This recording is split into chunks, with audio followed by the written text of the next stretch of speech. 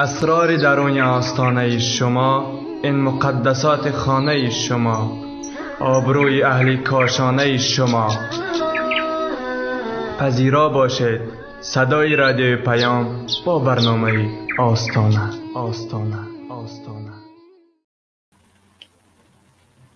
به نام الله بخشنده مهربان. السلام علیکم و رحمت الله و برکاته به یکایک شمایان عزیزانی که الان ما رو میشنوید و یا مخلصان برنامه آستانه که بعداً در برنامه با ما خواهد بود. امروز موضوعی رو انتخاب کردیم که یکی از موضوعهای داغ جامعه می باشد. آن هم درباره ازدواج‌های پنهانی و سرسانی زنها. چطوره که الان شاید هر یکی شما هم یا از همسایه یا از خویش و تبار یا از یگان دوست شنیده باشید فلانی با فلانی ازدواج کرده بود است و الان فهمیده اند. همسر یکم فلانی به خانه اشان قهر رفت زیرا که شوهرش همسری پنهانی داشته است و پس از چند سال اکنون فهمیده است. و این چنین خیلی ها رو میشنویم که عموما یک انسان های در همه جا در پیش رفته سالها گپی دروغ میزنند و یا اینکه سالها با دروغ زندگی میکنند و از حیات خود، از فرزندان خود، از همسر دوم خود به کسی خبر نمیدهند.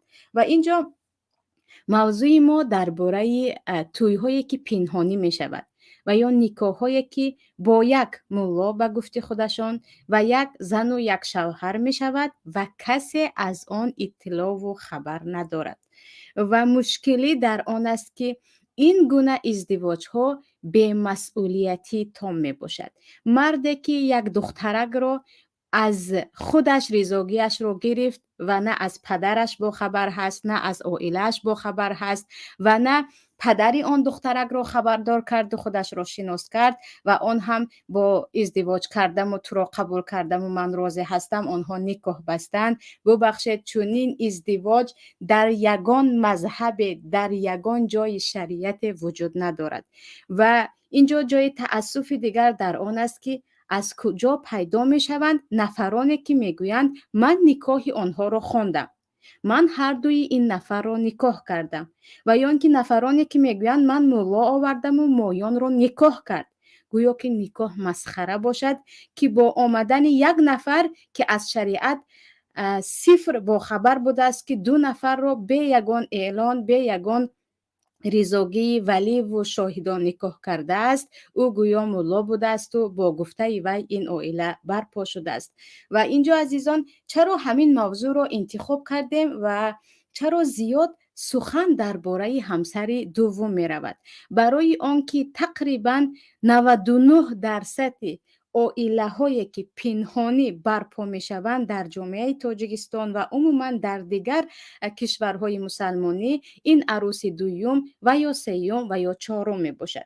برای آنکه همسر اولش رو خیلی نادر است نفرانی که پنهانی یک نفر را بار اول نکاح کرده باشد، ولی اینجا نفرانی که همسر دوم خود را نکاح کردن آن هم پنهانی خیلی زیاد می باشند.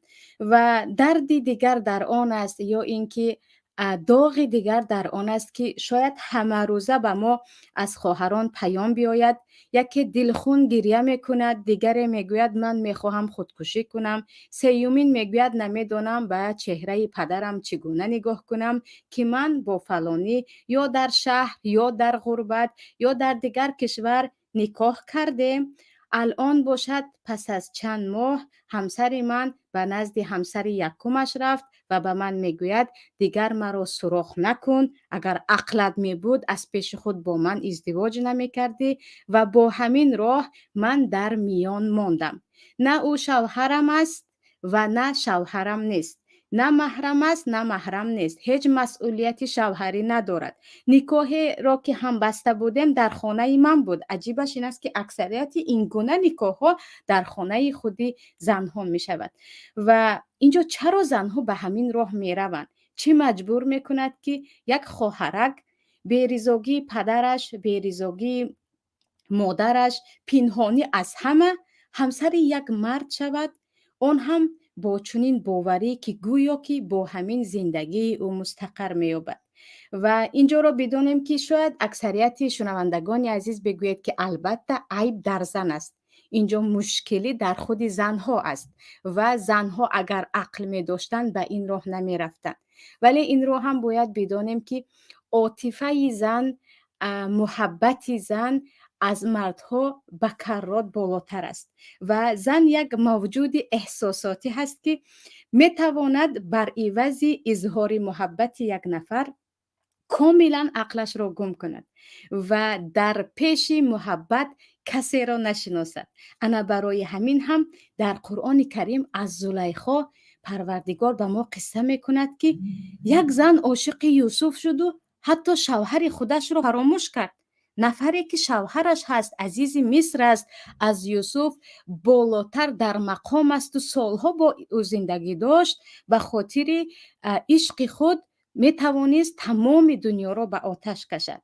انا زنها نیز اولین شاید که اولین سببی که آنها را می رساند به خود نکاح های پنهانی راضی شدن، این از دست همان مردهای فریبگری هست که با راه اظهار محبت به آنها داخل می شوند. من شما را دوست می دارم، من با شما حیات بنا می کنم، همسر اولی من یک جادوگر است، من تمام عمر عشق می کفتم و شما را پیدا کردم. یعنی یک مجنون شده به زندگی یک دخترک سرسان و اساساً دخترهای مطلقه، یعنی خانم زنهایی که شوهر کردند و جدا شدند و در نیمه راه ماندن داخل می شوند و زن هم گمان می کند این اظهار محبت ها راست است و او می تواند با این ازدواج از تنهایی رها شود و با همین، البته با اینکه از شریعت خبر ندارد، چون زنی که از شریعت خبر دارد هرگز به این نکاح نمی رود، چون حتی در حدیث ترمذی آمده است که پیامبر صلی الله علیه و سلم میگویند البغایا اللاتی ینکحن انفسهن من غیر ولی.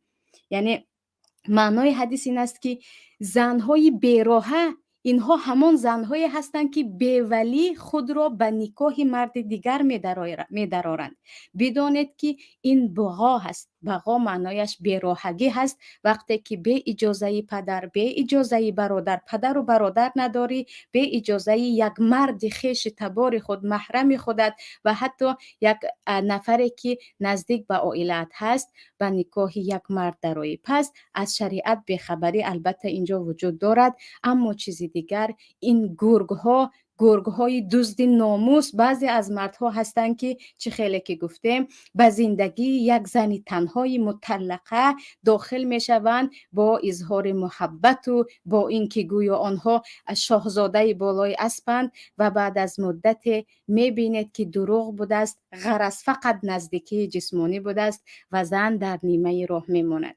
و برای اینکه این سخنها عزیزان از دهان یک چند خواهر به من رسیده است و از روی تجربه خودی هر روز میشنویده یک برنامه آماده کردم. اینجا میخواهم عزیزان به قصه یک خواهرک که خودشان از تاجیکستان با آن مشکلات عائلوی که داشتند و اینچنین اقتصادی به روسیه آمدن، آن هم به سبب اون که از شوهر یکم طلاق گرفتند با یک پسرچه، سپس به پدر و مادر پسرچه را گذاشتند و به روسیه آمدند و در اینجا قربان همین نمود فریب ها شدند و یا خود از پس تنهایی نبرآمده به ازدواج پنهانی راضی شدند و الان خیلی سرسان هستند.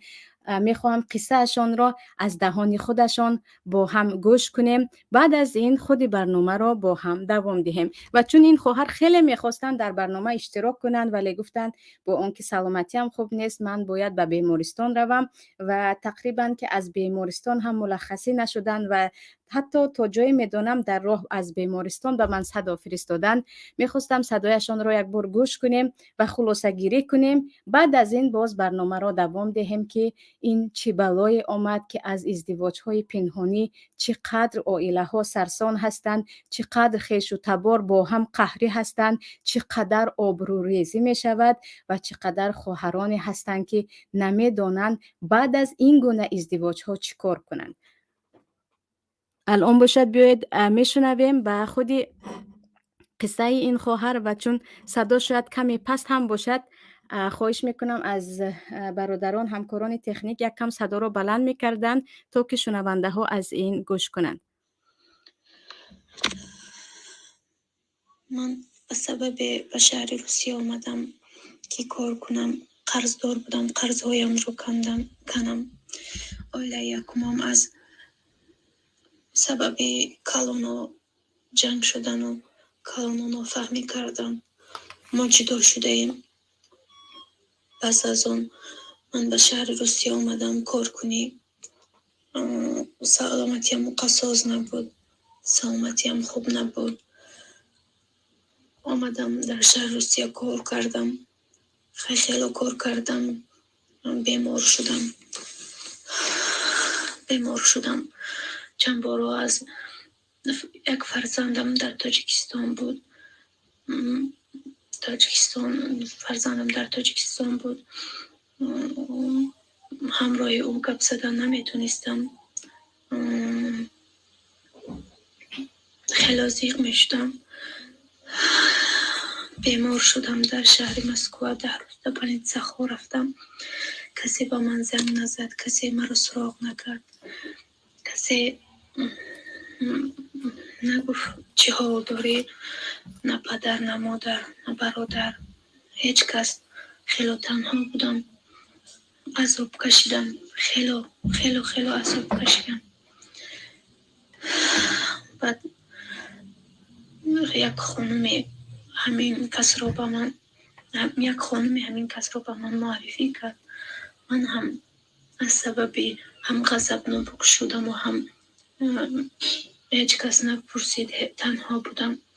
میلش گفتم، راضی شدم. صحبت کردیم، با هم دیگر رفتیم نکاح کردیم. و هم در حالت غضبش اویلش قهر کردگی رفتگی بوده. از همون سبب یم میخواسته زن بگیره. من هم از سبب تنها بودنم، از سبب پدر و مادرم نپرسیدن، سراغ نکردن، برادرانم سراغ نکردن.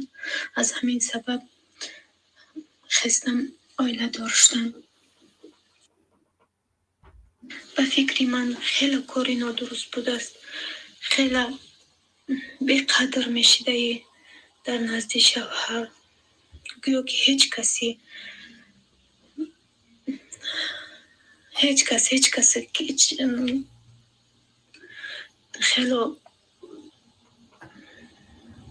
خیلی چیزا تحمل میکرده.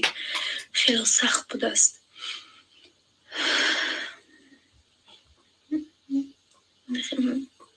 اگر که وقت رو به عاقب گردانده میشد این کار رو هیچ وقت نمیکردم. خیلی پشیمون شدم از تنها، از همه چی، گپ‌های سختش. خیلی پشیمون شدم. باور نمیکردیم که در همین شهر مسکو اویله دار شدن خیلی به مردها مشکل بود است. هیچ کس باور نمیکرد است که پاکی، یا که باورت نمیکنند که البته چند کس اوقاتی گپ زده، چند کس اوقاتی شناس شده. همین طرف فکر میکردیم. فکرهای نیک نداشتیم، گمانهای بد داشتیم، گمانهای بد میکنن. خیلی پشیمون شدم. وقت رو به عاقب گردانده میشید. از سر خودم رو اصلاح میکردم. در فکر من هیچ کس این کار رو نکند. اگر چیزی باشد نباشد، هیچ کس، الله ما را نگهبان است. ناامید شدن در کار نبوده است. عزیزان، این قسمی از صحبت بود با همین خواهر که خودشان به غریبی آمدند و در صحبت دیگرشان گفته بودند که خیلی بیمار شدند، خیلی تنهایی کشیدند و دیدن که هیچ علاج نیست. اولین نفری که خودش رو من هم میخوام ازدواج کنم، من هم مثل تو تنها هستم، من هم بیچاره هستم و در راه مانده هستم گفت، با او ازدواج کردند. و عجیبش این است که حتی 3 ماه هم دوام نکشید و آن مرد بعد از آن که با همسر اولش آشتی کرد دیگر صلح کرد و این خواهر که حتی حامله هستند گفت دیگر تو و آن بچه که داری و زندگیت مرا به حالم ماند، اگر زنی خوب می بودی به این نکاح راضی نمی شدی. که حتی این خواهرک درباره بعضی مسئله های دیگر صحبت کرده بودن، از سقط حمل و از یعنی ابورت کردن و این چیزها. البته بعد از صحبت ها گفتن توکل به الله، من فرزند کشی نمی کنم. و اینجا ببینیم که عزیزان، آره اینجا یک عیب دیگر هم که یا خود یک ایده دیگری که در همین ازدواج های پنهانی سببگاری اساسی هستند، بعضی از پدر و بعضی از برادر و یا اولیاها، که اینها رو ما ولی میگویم، اولیای زن میگویم، نه اولیایی که در خود عرفی داریم. یعنی ولی زن، پدر، برادر آنقدر بی‌مسئولیت هستند که بعد از ازدواج یکم و طلاق یکم دیگر به خواهر خود، به دختر خود میگویند یک بار تو شانست رو سنجیدی، یک بار ازدواج کردی نشد، بلا به پسش از پی کلان کردن فرزند خودت شو. و اینکه نه زن میراث دارد که یا خانه شخصی دارد که در آنجا زندگی کند، نه از روی قانون برای زن مطلقه یک حوله جدا می شود که در آن او تواند زندگی کند، و نه در آن تاجیکستان گل شکوفان بهشت روی زمین ما جای کار است که یک زن مطلقه در همان جا نشیند و دیگر خودش کار کند و زندگیش را برد. حتی یک لقمه لایموت هم پیدا کرده نمی شود در آنجا. پس بیچاره خواهرها به روسیه می آیند و اکثریت شاید 70% خواهرایی که به ازدواج پنهانی دست زدند یا در روسیه هستند یا در ازبکستان یا عموما خارج از کشور. البته در داخل کشور هم هستند ازدواج های پنهانی، اما نه آنقدر پنهانی که هیچ کس خبردار نباشد، فقط یک عروس و یک داماد و ببخشید یک بیسواد دیگر که آنها را نکاح کند. و اینجا عجیبش این است که در قرآن کریم در سوره بقره آیتی هست: و اذا طلقتم النساء فبلغن اجلهن فلا تعضلوهن ان ينكحن ازواجهن.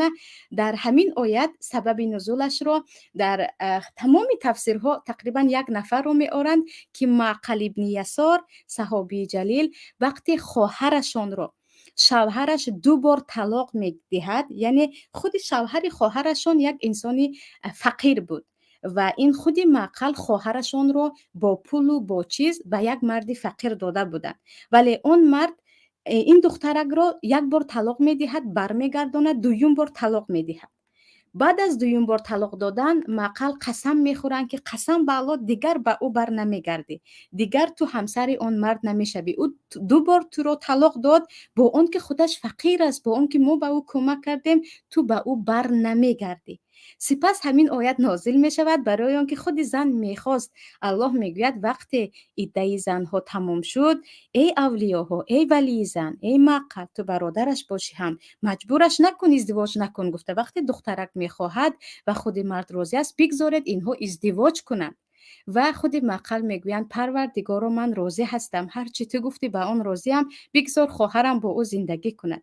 و اینجا آنقدر مثلا به نفرانی که پیشتر بودن و در عرب ها بودن، آنها برادر و پدر و اینها وقتی که میدیدن در حقیقت یک مشکلی یا یک عذاب برای خواهرشان یا دخترشان هست، در اینجا میگفتن مگر من مردم که تو اینقدر اذیت شوی؟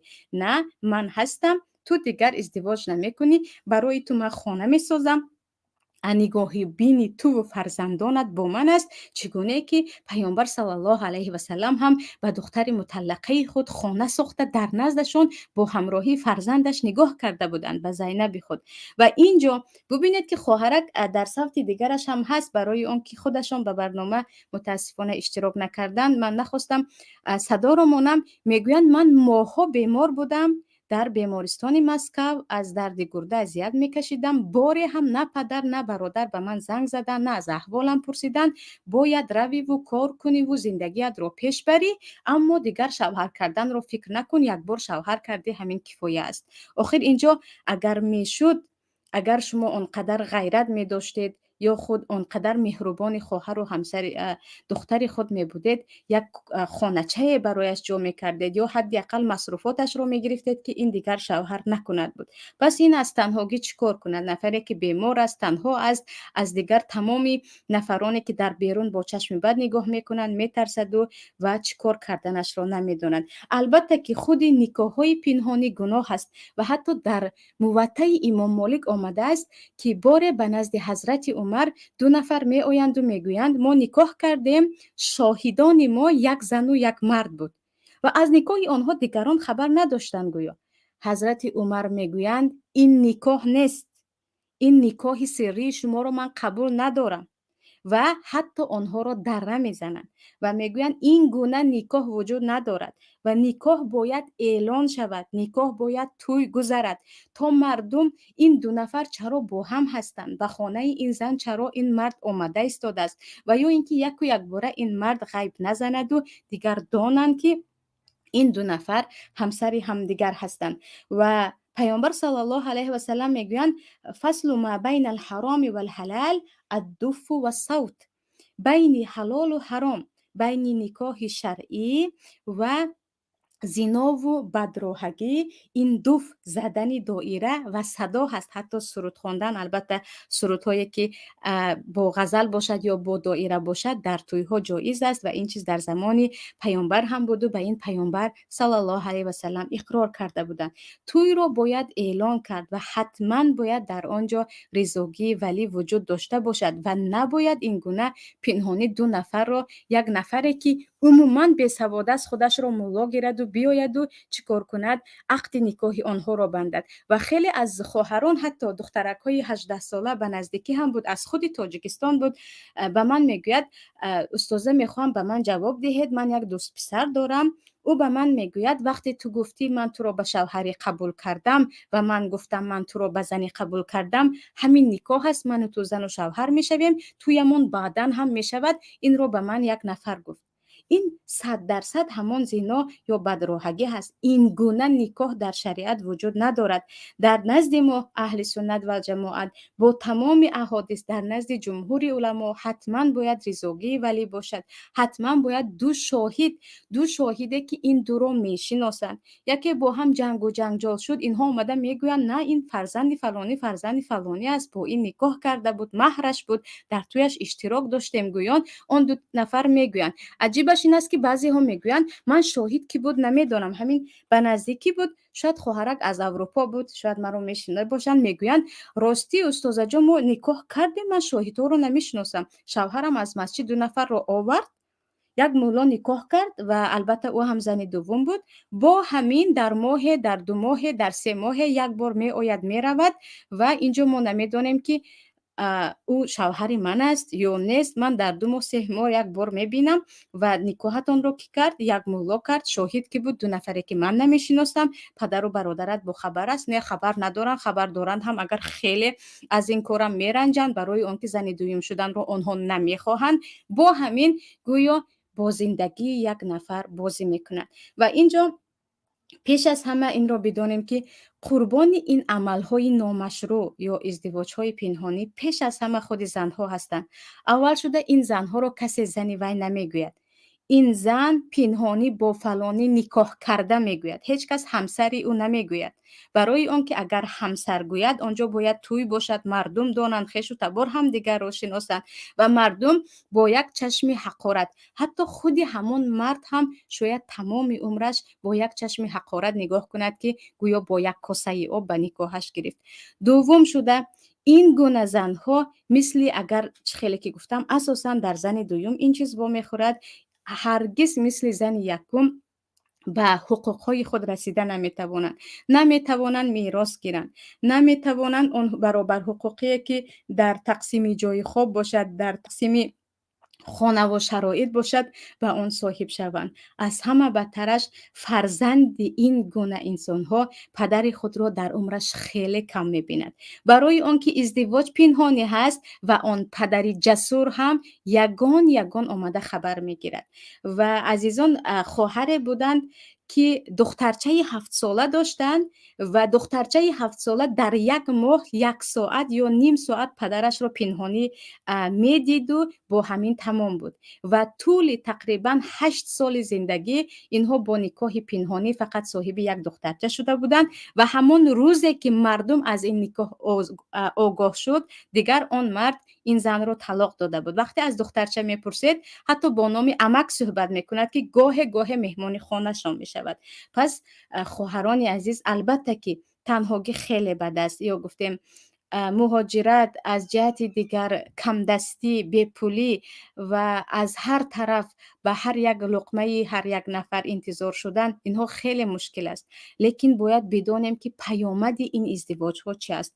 آره همسر فلانی شده یا اینکه آره فلانی نکاح کرد، لیکن دوامش چی؟ آیا در حقیقت او با این نکاح جدا همسر میخواهد یا یک نفری رو میخواهد که گاه به نزد شما بیاید و رود و حتی نه زنی او بودن تعیین است، نه اینکه یک نفری بکنه. و چیزی دیگر اینجا مشکلی خیلی که گفتیم در زیاد از پدر و مادرها هست، علل خصوص نفرانی که میگویند من هرگز و هرگز به همسر دوم راضی نمیشوم و بگذار تمام عمر دختر من به شوهر بماند اما همسر دوم نشود، که دیگر از این هم ترسیده مجبور پنهانی ازدواج میکنن. اما در مسئله همسر دوم و سوم که یک مسئله خیلی وسیع است و در این باره نگفته نمیشود، چون این چیز در شریعت هم حلال است و در جامعه هم دارد روز تا روز زیاد می شود. شاید در برنامه آینده، شاید در برنامه های دیگر که آیا بسیار زنگی یا خود ازدواج زیاد این برای زنها ذلت است یا اینکه یک عزت است، با هم صحبت میکنیم. اما مسئله یا موضوع ما که درباره ازدواج پنهانی است، پس اینجا در خود زنها هم خیلی مشکلی هست که بعد از این هم به مشکلی بدتر گرفتار میشوند. اگر درد تنهایی میکشیدن، درد بیپولی میکشیدن، بعد از ازدواج پنهانی تنهایی بالای تنهایی میشود، برای اون که میدونی که با فلانی همسر هستی اما او نمی آید، میدانی که شوهرت فلانی است اما او از یگان شرایط مهیا نمی سازد. و بدتر از همه چقدر کودک های هستند که به خاطر همین ازدواج های پنهانی و به مسئولیتی مردها قربان می شوند، گردن زده می شوند و با همان اصطلاح ابورت می شوند. کم نیستند زنهایی که می گویند من حامله دار بودم و کودک را کشتم برای آن که شوهرم به من گفت که اگر همین را تولد کنی من دیگر به نزدت نمی آیم، چون تولد این کودک ازدواج پنهانی ما را آشکار می کند. و حتی خواهری بود از خود شمال تاجیکستان میگوید پسرچه 6 ماهه را مرا به زوری به بیمارستان برد و شوهرم کشت. یعنی 6 ماهه کودکی که الکی تولد شود از روی شریعت 6 ماهه کودک زنده تولد می شود و در خود طب هم هست که 6 ماهه کودک می تواند زنده بماند اگر او را خوب نگاه و بین کنند. یعنی کودک را برد و کشت. سببش این است که اگر بچه تولد شد همسایه ها میفهمند که پدرش کی می آید به من و من دیگر همسر اولم میفهمد، پدر و مادرم میفهمد، همه میفهمد و این نکاح ما به مردم تماما اعلان می شود. پس اینجا خطرهایش خیلی زیاد است و بجز سرسانی زنها قربان گشتن یا خود کشته شدن کودک ها هم هست. و چیزی دیگر خود مردهایی که ازدواج پنهانی کردن تقریبا 70% درباره زندگی شخصی خود همیشه باید با دروغ زندگی کنند. برای اون که کجا رفتن به نزد همسری پنهانی باید این دروغ باشد، فرزند دارن ندارن دروغ باشد و خیلی زیاد هستند که حیاتشون رو حتی 10 سال و 20 سال و 30 سال با دروغ میگذرانند. و وقتی میگویم عزیزان آره تعدد زواج یا دو زنگی، بسیار زنگی در شریعت وجود دارد، پیامبر همسر داشتند، صحابگان داشتند و این چیز اگر خوب به راه مانده شود چقدر مشکلی ها می رود. ولی بدانیم که پیامبر دروغگو نبودند، از این زن به آن زن رفته گپ دروغ نمی زدند، یا صحابگان در وقت زن گرفتن، زنی دوم و سوم گرفتن همچون مرد اون رو هم توی میکردن، ولیمه میدادن، مردم رو خبر میکردن. از ترس زنی یکم تمام عمر دروغ گفته و پنهان کرده و بیچاره اون زنی پنهانی که در یک روز من برای تو همسری دائمی گفته گرفتن و یک کنج پنهان کرده نمیموندن. و اینجا ببخشید در این ازدواج های پنهانی که اساسا زنها خیلی سرسام می شوند، اول بدانیم که دوری ما از شریعت است و این بازی کردن با خود نکاح می باشد. و چه خیلی که گفتیم در شریعت نکاح با نام نکاح پنهانی وجود ندارد و اگر گفته به ولی می شود، یگانه قول در مذهب امام ابو حنیفه رحمت الله علیه که زنی که عاقله و بالغه است می تواند به اجازت ولیش، یعنی پدرش یا برادرش یا تقویش ازدواج کند. هرگز امام ابو حنیفه نمیگویند که به اجازه ولیت پنهانی رفته با یک مرد نکاح کنی زندگی کن. نمیگویند در این وقت حتما دو شاهد باشد. اون دو شاهد هم که زن و شوهر رو خیلی خوب میشناسند، مرد هستند، عاقل هستند، بالغ هستند و نکاح اعلان شود، نکاح رو مردم دانند و یک ولیمه خوراک پخته دهند که اینها توی شدند و اینکه دو نفر در یک کنج خانه رفتند و ازدواج کردند، چون این چیز وجود ندارد. و چیز دیگر، وقتی با بعضی حتی در همین باره وقتی صحبت کردیم، بعضی از برادرها میگویند این مسئله رو سختگیری میکنید، آخر در این مسئله ما به زنها کمک میکنیم، نکاح پنهانی است اما به یک خواهر ما کمک کرده ایستادیم. آره شاید به یک خواهر یک مدت کمک میرسانیم، لیکن بدانید که آیا خودی همان مردی که یک زنی رو با ازدواج پنهانی گرفت راضی می شود که دختر او روز ازدواج پنهانی کند، خواهر او روز از خانه رود و پنهانی همسر دیگری شود؟ یا آیا همین مرد می تواند تصور کند که روزی رسد که دخترش آمده گوید پدر من ازدواج کردم، پدر جان من شوهر کردم، شوهرم فلانی است، فلانی مرا نکاح کرد؟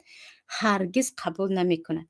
یعنی هیچ مرد با عفت با ناموسی که ایمان دارد در حیاتش قبول نمی کند که دختر او، خواهر او، جیانی او، هر زنی که او ولایتش را با او دارد با کسی رفته پنهانی ازدواج کند و این نفر خبر نداشته باشد، به این کسی راضی نمی شود. پس بیایید اول پیش از آن که درباره گویا که به آن دخترک کمک کردن فکر میکنیم، درباره ولی همان دخترک هم فکر کنیم که اگر به جای پدر همین باشم چی میکردم، به جای برادر این می بودم چی میکردم و مسئله دیگر. و اینجا چیزی دیگر که اینجا هست، البته که خیلی که گفتیم اینجا تمام عیب ها رو بالای خواهرها مانده نمی شود، برای اون که تقریبا با کدام خواهری که درباره ازدواج پنهانی از صحبت کردم یک قصه رو میگوید یا از حیات خود یک منظره ای رو پیش نظر من می آورد که من میگویم این دخترک دیگر چاره نداشت، چاره آخرین او همان ازدواج بود.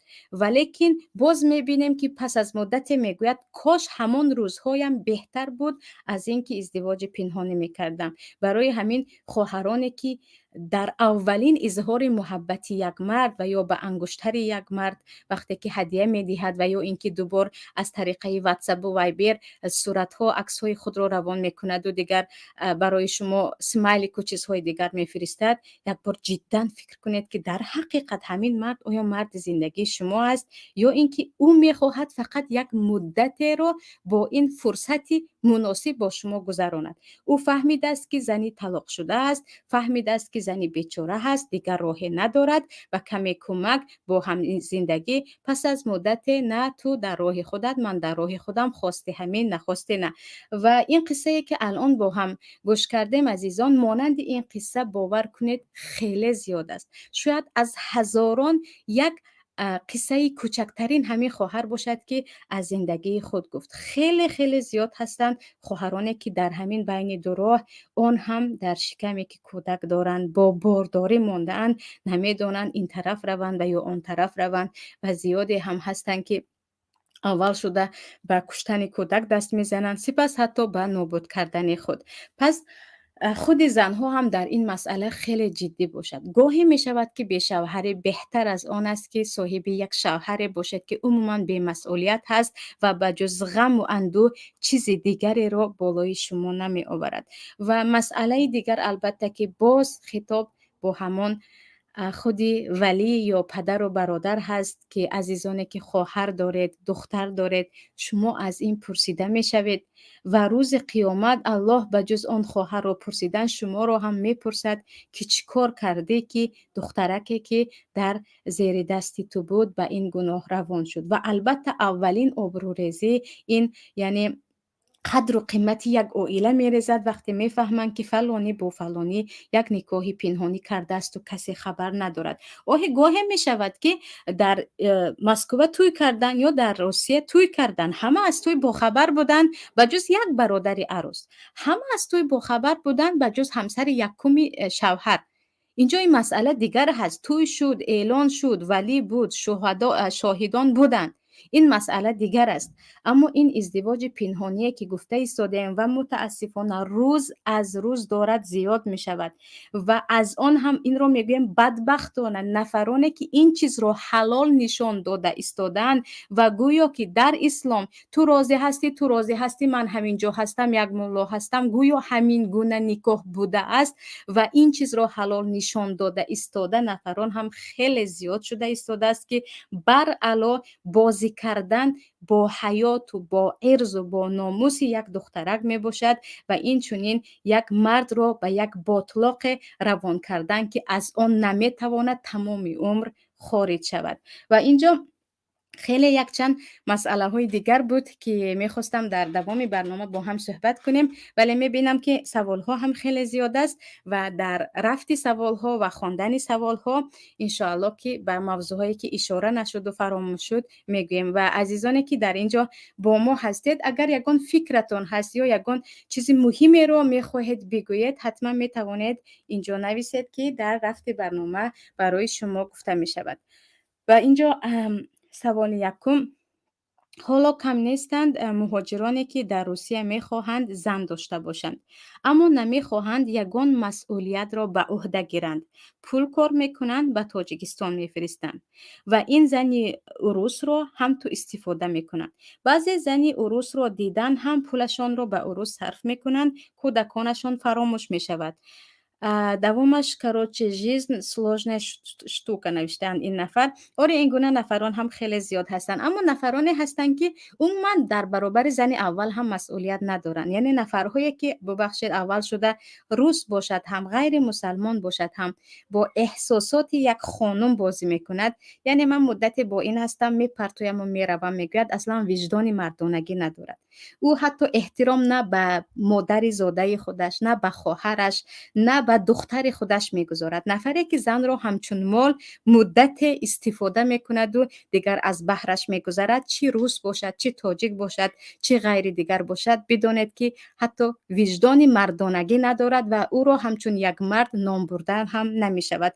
نوجوان مردی که هر کسی که این کارو کرد حتما این رو میبیند و حدیثی هست که پیامبر صلی الله علیه و سلم میگویند نگاه های بدت را از زنهای نامحرم نگه دار تا که نگاه های بدی مردهای دیگر از محرم های تو دور باشد. هر چی کردی آن را میبینی. امروز با احساسات زنی بازی میکنی بدون که نفر دیگری هست که همین کار را در عرض تو، در ناموس تو هم انجام میدهد. سوال دوم یا سوال دیگر: راستی گپ آخرت زمان مردهای تاجیک زن کلان شدگی یک تا زن ده گپش نمیگذرد، میخواهد زنی دیگر گیرد. اوقات یک زن مرد دیگری نکردی اکن به دو زن میتوانی، همینش نمیفهمم. این سوال هم نبود، یک فکرشون بود. سوالی دیگر گفتیم یا کنکریت نکرده گویم من ضد بسیار زنی هستم. یک زنه یک رویش سیاه، دو زنه دو رویش سیاه و خیلی خوب میشد با تاجیکی می نویسید نویسنده ها، برای اینکه خیلی زیاد کلمه های روسی است. مردک ها عدالت کرده نمیتوانند، بهترش همین یک طرح قانع کنن، همین یک دولتی کلان. مگر گپ های من نادرست است؟ بر اینکه یک زنه یک رویش سیاه، دو زنه دو رویش سیاه، گپتان 100% نادرست است. برای آنکه یک زنه، دو زنه، سه زنه این چیزی است که در شریعت حلال است. اما برای چی در ما سیاه میگویند؟ برای آنکه اکثریت مردها از این سنت، مردهای تاجیکستان این سنت را در حقیقت عملی کرده نمیتوانند. اما هستند، البته هستند نفران دیگری هم که عملی کرده میتوانند. اما در این باره که مسئله خیلی وسیع هست و باید جدا این رو از همه جانب نگاه کنیم، در یکی از برنامه‌های دیگر با هم صحبت میکنیم. السلام علیکم و رحمت الله. لطفاً میگفتید که زن دوم را موقتاً پنهانی از زن اول گرفتن جایز است یا نه؟ اگر نه با چی دلیل و اگر جایز است چی دلیل؟ پیش و پیش تشکر. و علیکم السلام و رحمت الله. پیش از همه درباره ببخشید نکاح موقت که این رو نکاح متعه میگویند، این اتفاقا در نزد اهل سنت و جماعت حرام است و دربارهش حدیث در صحیح بخاری هم هست، در مسلم هم هست که پیامبر صلی الله علیه و سلم عام خیبر، سالی که خیبر را فتح کردن، دو چیز رو حرام کردن. یکی نکاح موقتی، یعنی نکاحی که فقط وقتینچه زن میگیرند، دیگری خوردن گوشت خری خانگی. اما درباره نکاح موقتی پیشتر حلال بود، در اینجا کاملا حرام شد و هر کسی که زن دوم سیوم کدام زنی را که به خاطر یک مدت معین گرفت، او گناهکار می شود و حتی بعضی از علما می گویند باید دره زده شود. این زنا است، نکاح نیست، این زنا هست، باید به او حد زنا زده شود. و درباره اینکه آیا زن اول نفهمد هم گرفته می شود، این مسئله اتفاقی هست که اجازت زن اول و فهمیدن زن اول از نکاح دوم و سیوم این چیز حتمی نیست. اما مشکلی در آن است که خیلی زیاد مردها با این کارشون، یعنی وقتی از زن یکم پنهانی زن میگیرن، خیلی زیاد گپ دروغ میزنن و دروغ خودش در شریعت حرام است. ان الکذب یهدی الی الفجور و ان الفجور یهدی الی النار. گپ های دروغ انسان را به گناه های کبیره میکشاند، به فجور میبرد و فجور انسان را به دوزخ میکشاند. و برای اون که گفتید من به زن یکم هرگز نمیگویم، دوامش رو هم باید فکر کنیم که آیا تمام عمر با گپ دروغ زندگی میکنیم و دوامش چی میشده باشد. اما این مسئله اتفاقی است که برای گرفتن زن دوم اجازه و یا خبر زن یکم حتمی نیست. و اینجا سوال دیگر، آیا زنی غیر مسلمان را به ولی نکاح کنیم اجازت هست یا نه؟ این هم مسئله اتفاقی هست در بین علمای اهل سنت و جماعت که هر چیزی که در شریعت در نکاح و در طلاق هست، در زنهای غیر مسلمان هم هست. وقتی غیر مسلمان رو میگیری، او هم اگرچه کافر باشد هم باید ولی خودش رو داشته باشد، مهر خودش رو داشته باشد و این چونین شاهد وجود داشته باشد و نکاح اعلان شود. کسی اجازه نمی دهد که او غیر مسلمان است به ولیش به شاهد به توی او رو بگیره. سوال دیگر، یکم شوهر بخت ندیده یکم شوهر بخت ندیدی دیگر نمیبینی، اگر فرزند داشته باشی روی خاطر کودکا زندگی میکنی. دیگرش، زنها باید ما امنی باشیم، هیچگاه زن دوم نشوید، به شوهر نمیمورین. و اصلا زن یکم دوم سیوم گفته از روی شماره برایشان حقوق و آبروی معین کردن ممکن میونه. زن یکم دوم سیوم چهارم از روی شریعت این کلانی است، این دوم است، گویان یگان توش بالای دیگرش برتری ندارد. در تقسیم وقت، در تقسیم یا خود مهیا کردن شرایط همه برابر هستند و چهارم است حقوق تو کمتر است، آبروی تو کمتر است. چون این گپ در شریعت وجود ندارد. سوال دیگر،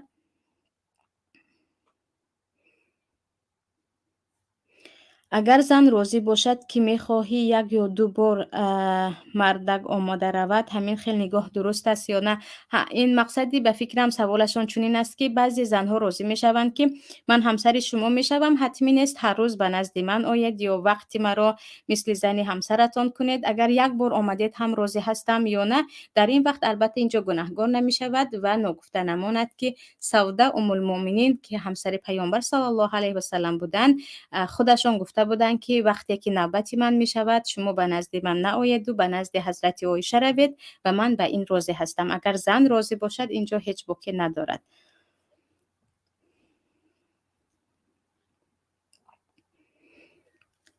سلام علیکم. سوال، اگر مرد مسلمان زن نامسلمان را نکاح اسلامی کرده گیرد لیکن زن مسلمان نشدگی زندگی این خیل انسان ها حلال است یا نه؟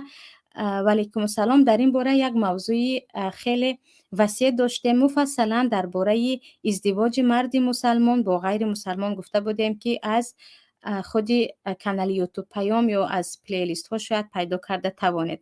اما اینجا که الان سوال شده است، والمحصنات من الذین اوتوا الکتاب من قبلکم، در قرآن کریم آمدگی هست در سوره مائده برای شما زنهای محسنه یعنی پاک دامن اهل کتاب یهود و نصرانی حلال هستند و آنها را به مسلمان کردن حتمی نیست، اما شرطش اینکه پاک دامن باشند، زنهای آلوده به گناه نباشند.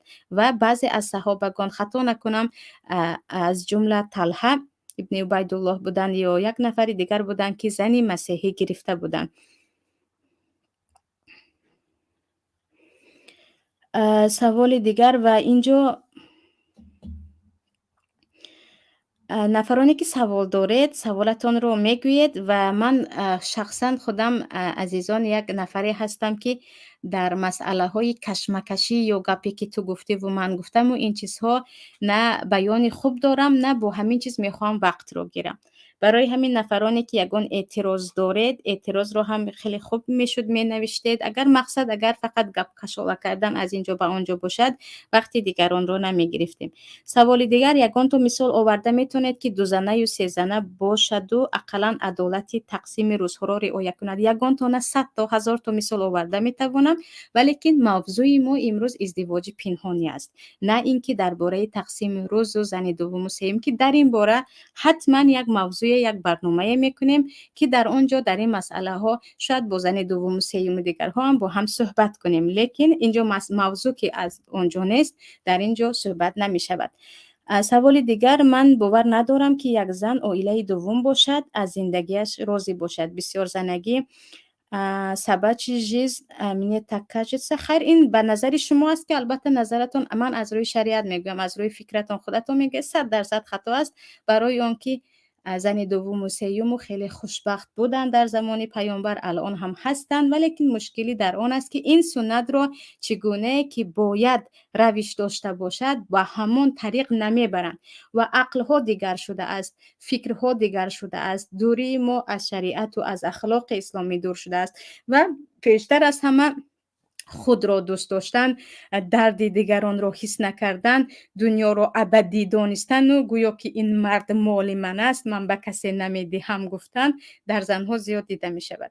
انا برای همین ببخشید این چیز هست، اما خود 2 زنگی که در شریعت آمدگی هست فانکحوا ما طاب لکم من النساء مثنی و ثلاث و رباع. خواهش میکنم نفرانی که میگوید من مسلمان هستم و در این دین پایدار هستم در این مسئله به شک و شبهه و مسخره نروید که انسان با یک کلمه با مسخره کردن یک آیت قرآن کریم از دین خارج شده می رود که این عموما مسئله خیلی خطرناک است.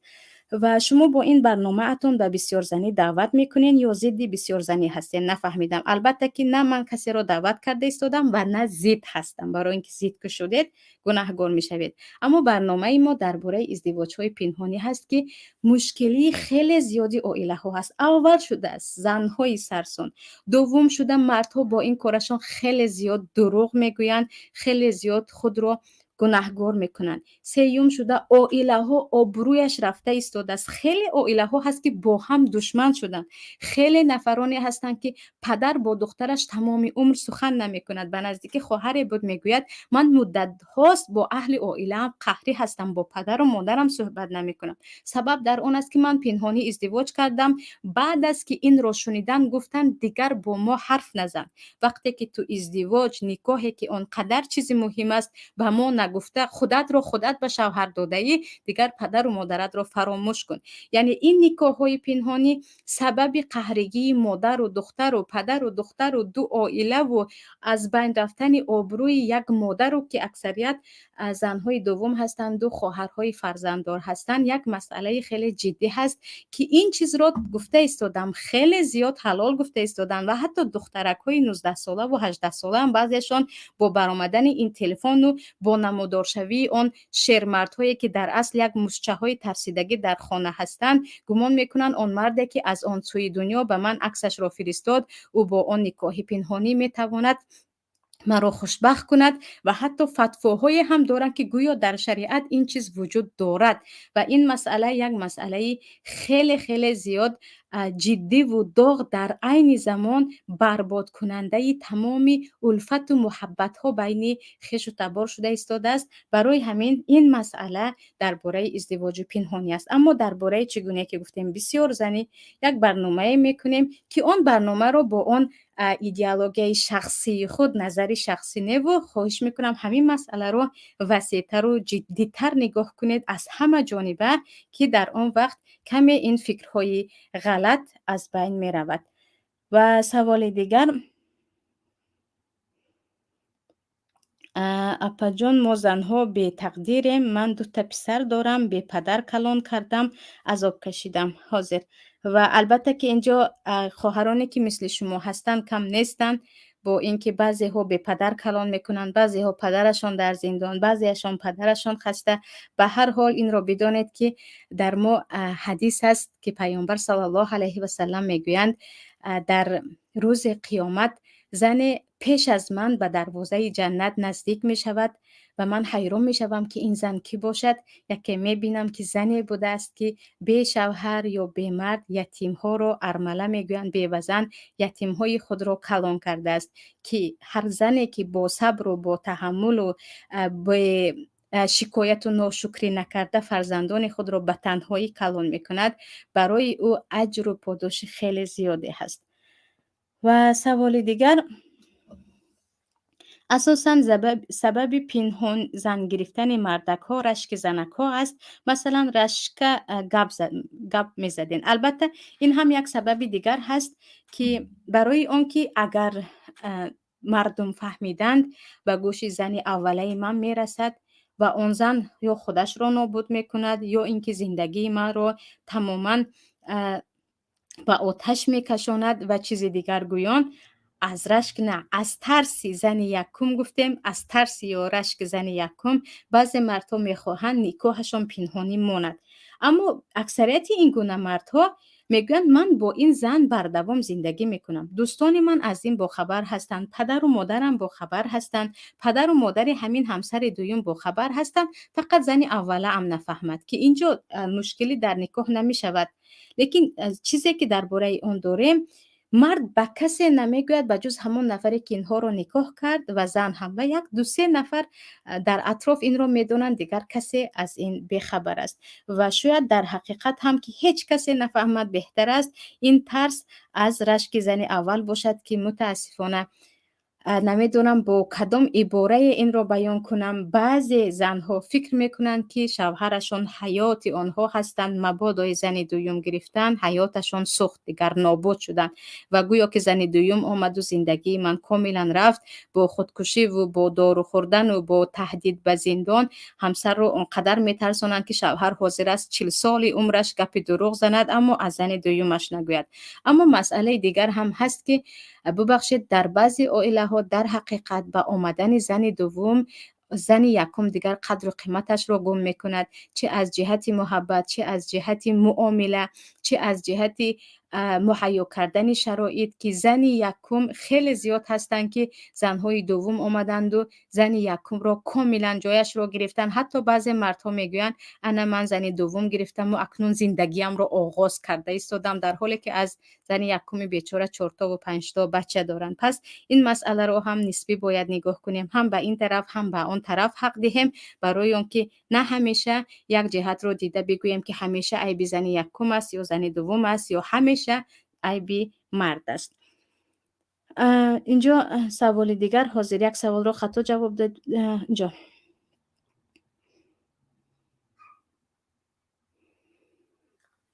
به فکرم جواب این رو دادم. سوال دیگر، اکثر منصبدار تاجیک اویمچه دارند، به نکاح میگیرند، زنشان هم راضی است که شوهرش اویم بازی کند، اما زن نکاحی نگیرند. به این چی میگوید؟ البته این یک بدبختی دیگر هست که در حقیقت بعضی زنهایی هستند که من راضی هستم میگویند به شوهرم که اویم بازی کنن یا گندگردی کنن، اما زن نکاحی نگیرند، برای اینکه اگر نکاح کرده گیرند باید به او خانه خریده دهند، باید به او از مالشان دهند. اما این زنهایی که به نام دیگر معشوقه هستند، به اینها یگان خیل از مسئولیت بالای شوهر من وجود ندارد که این بدبخترین حلال دانستن یک حرام است که این را بدانیم که در حدیث آمده است پیامبر صلی الله علیه و سلم میگویند دو گناهی هست که در همین دنیا کنندش جزایش را میبیند.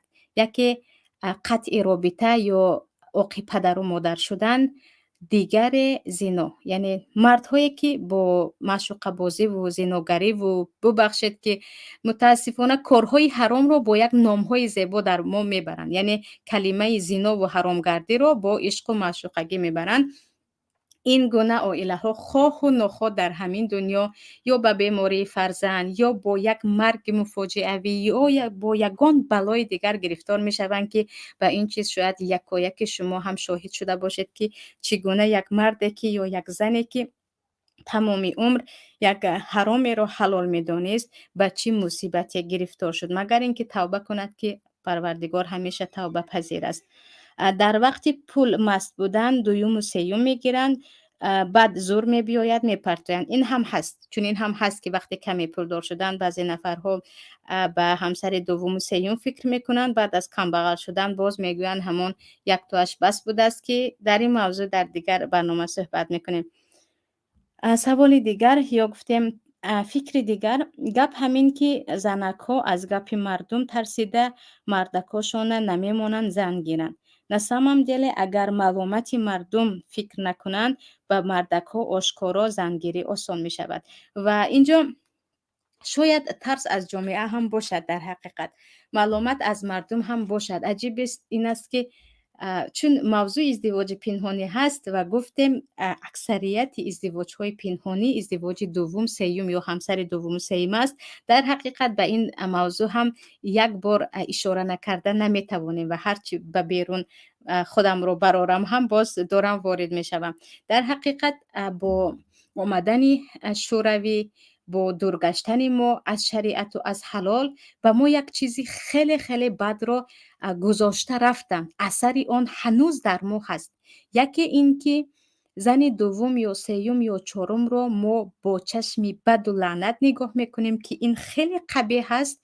دیگر این که اوین بازی میگویند یا معشوقه یا دختر بازی یا حرامگردی رو یک چیز عادی نگاه میکنیم که هر مرد هم در حیاتش بار احمقی میکند یا اینکه بی عقلی میکند گویان میگذارند. انا همین تا هنوز در قلب هر یک نفر هست. حتی مثلا خاله که 60 سال بالاتر است و در جای نماز تضرع و توبه کنان نماز میخواند، اگر به او گفتید فلانی زن دوم گرفته است، یک بار گریبانش رو میگیرد که یا توبه گویان. اگر گفتید فلانی معشوقه داشته است در روسیه، عادی نگاه میکند که خیر مرد دست میکند. و این یک بدبختی هست، یک داغی هست، یک چیزی هست که این از خودی همون شوروی های کمونیست بدین در ما گذاشتند و رفتند که هنوز نمیتوانیم این زنگ ها را از قلب خود بیرون کنیم. و اما اینکه چرا مردم با نفرت نگاه میکنند، راه های دیگرش هم هست که البته دیدیم که بسیاری از مردها متاسفانه از عهده این کار برآمده نمیتوانند، به یکی خیلی ظلم میکنند یا به خود خیلی ظلم میکنند یا یک نفر را چنان میکنند که همون همسرها از پس این مرد همیشه به دیگران شکایت میبرد و مردم از این چیز دیگر خیلی خیلی متنفر میشوند. سوال دیگر، یک زن اگر به شوهر نیاز دارد میخواهد به یک مردک نکاح کند که ماهی 1 یا 2 بار آمده رود، اما این مردک نمیخواهد زنش بداند. آیا این نکاح درست است یا نه؟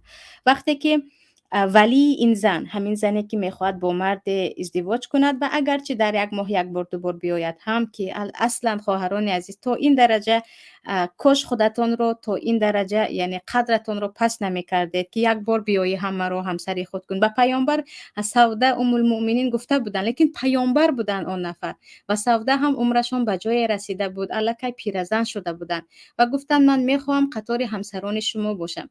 اما به یک مردی که قدر شما رو نمیداند و یا مردی که عموما ارزش آن رو ندارد، بهترش این است که نگوید که 1 بار باشد هم در ماه من همسر تو باشم، که خیلی بد است. اما از روی شرعی که البته این توصیه من بود، اگر همین زن عائله‌اش از این خبر باشد، پدرش رازگیش را دهد، برادرش باشد برادرش رضاگیش را دهد، دو شاهد بیایند، توی را اعلان کنند بین خویش و تبار کم خود باشد هم و مهر اعلان شود و مرد و زن راضی باشند، اینجا نکاح درست است.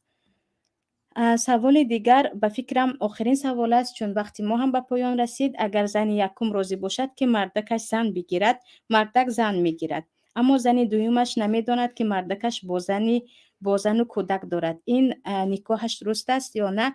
نکاح درست است اما بر دروغ است و آن مرد گناهکار می شود و زن دویم اگر گوید که من شکایت میکنم برای اون که مرا فریب کرده و من زن ندارم گفته مرا گرفته، حق دارد که این نکاح را ویران کند.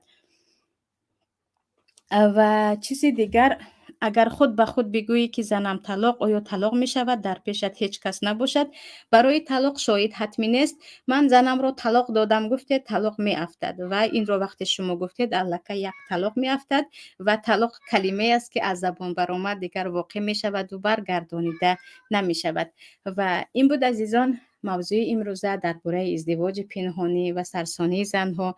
بار دیگر خواهش میکنم به این موضوع جدیتاً نگاه کنیم و نگذاریم که خواهران ما، عزیزان ما به این راه روند و همیشه تمام عمر پشیمان و سرسان بمانند. با امید آنکه همیشه زندگیتان پر از خرسندی و سعادت باشد و همیشه حیات شما با برکت و حلال باشد. شمایان را به پروردگار میسپارم. السلام علیکم و رحمت الله و برکاته.